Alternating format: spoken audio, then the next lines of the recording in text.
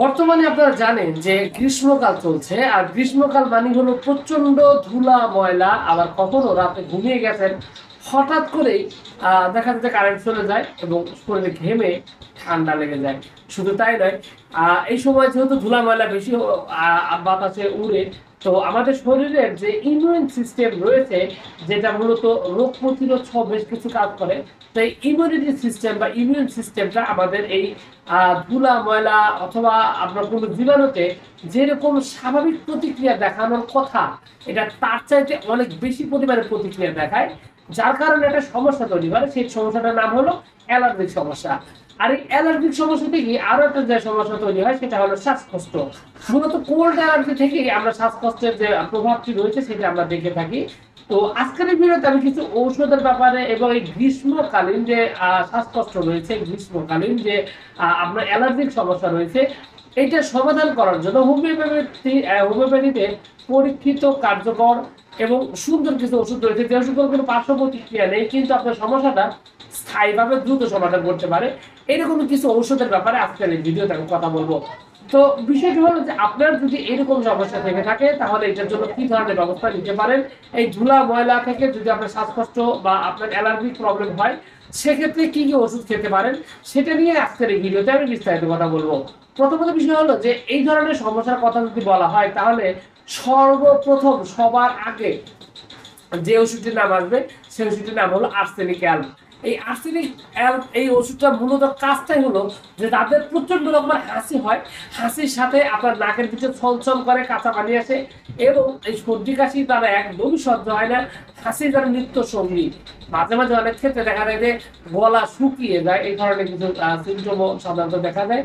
তো এই লক্ষণগুলো যদি আপনার মধ্যে থাকে, তাহলে আপনি আর্সেনিক অ্যাল্ব প্রথম দিকে আপনার সেবন করতে পারেন এবং এখান থেকে অত্যন্ত সুন্দরভাবে পরীক্ষিত এবং কার্যকরভাবে আপনি কিন্তু এখানে সমাধান পেয়ে যেতে পারেন। সেই সাথে আরো বেশ কিছু ঔষধ রয়েছে আপনার এই প্রবলেম সলভ করার জন্য। তার মধ্যে একটা হলো অ্যাপিসমেল। অ্যাপিসমেল কিন্তু আপনার এই ধরনের শ্বাসকষ্ট বা অ্যালার্জিক সমস্যা দূর করার জন্য বেশ খানিকটা কার্যকরী, খুবই সুন্দরভাবে কিন্তু আপনার এই সমস্যাটা সমাধান করতে পারে। হোমিওপ্যাথির আরো একটা ডিপার্টমেন্ট, আরো একটা সাইড হলো আপনার বায়োকেমিক।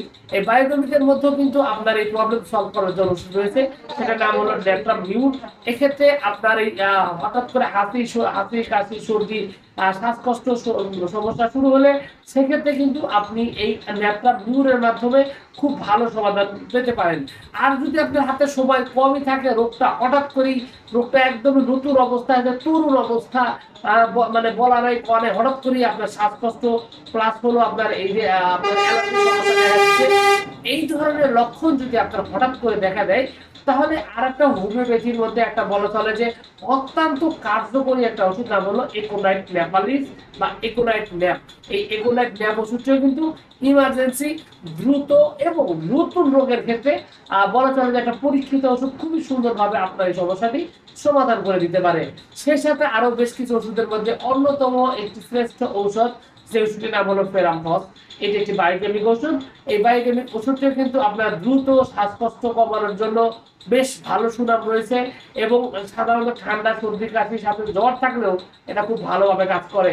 আর ভিডিও শুরুর দিকে যেটা বলছিলাম যে শরীর অতিরিক্ত ঘামের কারণে শরীর কাপড় চোপড় ভিজে স্যাঁতস্যাঁতে হয়ে যায়, সেইখান থেকে যদি আপনার ঠান্ডা সর্দি কাশি হয়ে থাকে অথবা শরীর অ্যালার্জিক প্রবলেম দেখা দেয়, সেক্ষেত্রে কিন্তু আপনি রাস্টক্স একটা গুরুত্বপূর্ণ ওষুধ। রাস্টক্স কিন্তু এক্ষেত্রে খুবই খুবই ভালো কাজ করে আপনার এই প্রবলেমটি সলভ করার জন্য।